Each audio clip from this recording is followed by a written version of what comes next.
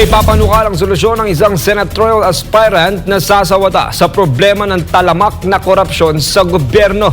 Si MJ Mondihar sa report. Sakit sa ulo ng maraming bansa ang tila hindi masolusyon ang problema ng korupsyon sa gobyerno. Pero ang ibang mga bansa gaya ng Singapore, seryosong hinarap ang salot na korupsyon at naglatag ng framework para labanan ito. Sa Pilipinas, may mga batas namang umiiral kontra korupsyon, pero yun lang at tila malabnaw ang implementasyon.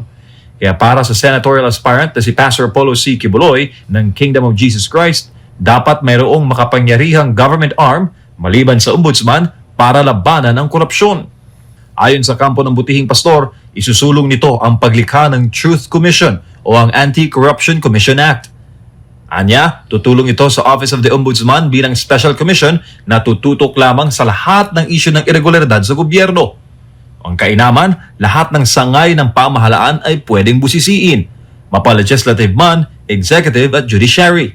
Para sa isang anti-corruption advocate, mainam ang panukalang batas. Yes, I agree. 100% agree. Kasi yan din yung inaano namin ibang salita lang na mag-oversee talaga tayo na yung taong bayan. Kasi ito tayo ito yung constitution natin, ito yung presidente, government, executive, judiciary, and all dito lang sa ibaba yung AAP, PNP, at saka legislative, yung tatlong ng sangayan ng gobyerno. Ito tayo, ang layo. Tapos bakit itong mga to may problema Ngayon, pagka may problema, back down ang Pilipinas. Kaya tayo naiwan. Tama itong gagawin ni Pastor Quiboloy.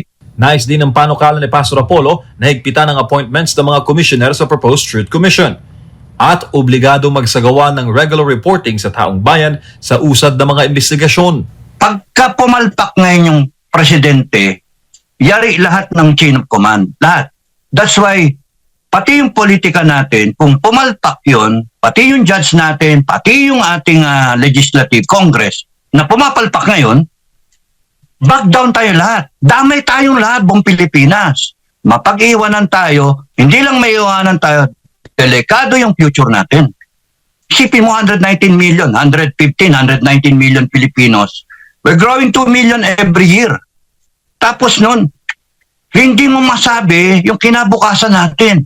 Kaya tama-tama yan kasi yung oversight function ng taong bayan, kailan papasok yun? Ang galing yan.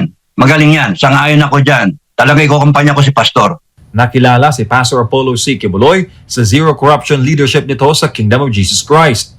Halimbawa dyan ay ang mga world-class amenities ng KOJC gaya ng KOJC Kingdom, Glory Mountain at Prayer Mountain sa Davao City na naitayo dahil nga walang korupsyon sa organisasyon. Nais ang spiritual leader ng KOJC na maging halimbawa na hindi imposible ang zero corruption sa gobyerno. Kaya ito sasabak sa senatorial race sa 2025. Para sa Diyos sa Pilipinas kong mahal, MJ Mondihar, SMNI News.